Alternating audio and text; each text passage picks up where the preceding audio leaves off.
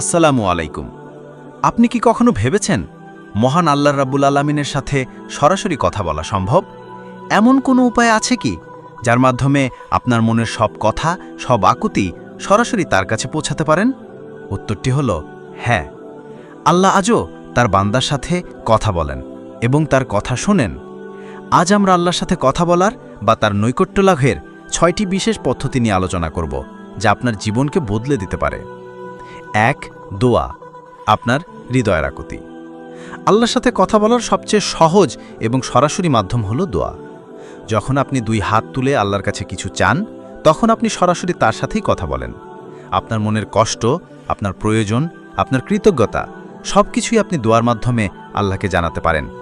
আল্লাহ তাআলা পবিত্র কুরআনে বলেছেন, তোমরা আমাকে ডাকো, আমি তোমাদের ডাকে সাড়া দেব।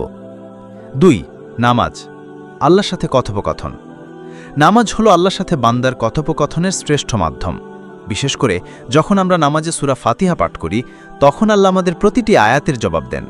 হাদিস শরীফে এসেছে, বান্দা যখন বলে আলহামদুলিল্লাহি রাব্বিল আলামিন, আল্লাহ বলেন, আমার বান্দা আমার প্রশংসা করেছে। এভাবে পুরো সূরা ফাতিহা জুড়েই আল্লাহ ও তার বান্দার মধ্যে এক অসাধারণ কথোপকথন চলতে থাকে। ৩. কুরআন তেলাওয়াত, আল্লাহর কথা শোনা। আপনি যখন আল্লাহর সাথে কথা বলতে চান, তখন দোয়া করুন, আর যখন চান আল্লাহ আপনার সাথে কথা বলুক, তখন কুরআন পড়ুন। কুরআন হলো আল্লাহ বাণী। যখন আপনি কুরআন তেলাওয়াত করেন, তখন আপনি সরাসরি আল্লাহর কথাগুলি উচ্চারণ করেন এবং শোনেন। এটি আল্লাহর সাথে যোগাযোগের একটি শক্তিশালী মাধ্যম। ৪. জিকির বা আল্লাহকে স্মরণ করা হলো সার্বক্ষণিক তার সাথে সংযুক্ত থাকার একটি উপায়। সুবহানাল্লাহ, আলহামদুলিল্লাহ, আল্লাহু আকবার, এই ছোট ছোট বাক্যগুলো যখন আপনার মুখে উচ্চারিত হয়, তখন আপনার অন্তর আল্লাহর স্মরণে সিক্ত থাকে। এটি আপনাকে আল্লাহর কাছাকাছি নিয়ে আসে এবং আপনার আত্মাকে প্রশান্তি দেয়। ৫.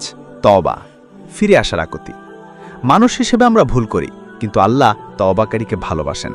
তওবা হলো নিজের ভুল স্বীকার করে আল্লাহর কাছে ক্ষমা প্রার্থনা করা এবং তার দিকে ফিরে আসা। এই ক্ষমা চাওয়ার মুহূর্তটি আল্লাহ এবং তার বান্দার মধ্যে একটি অত্যন্ত ব্যক্তিগত এবং ঘনিষ্ঠ কথোপকথন। ৬. সেজদা। হাদিসে এসেছে, বান্দা সেজদা অবস্থায় আল্লাহর সবচেয়ে নিকটবর্তী হয়। তাই সেজদায় গিয়ে বেশি বেশি দোয়া করার কথা বলা হয়েছে। সেজদার সময় আপনি আপনার প্রভুর সবচেয়ে কাছে থাকেন, তাই তখন আপনার মনের কথাগুলো তাকে বলুন। এই মুহূর্তটি আল্লাহর সাথে একান্তে কথা বলার এবং তার রহমত লাভের অন্যতম সেরা সময়। আল্লাহর সাথে কথা বলার জন্য কোনো মাধ্যমের প্রয়োজন নেই, তিনি আমাদের শাহরগের চেয়েও নিকটে।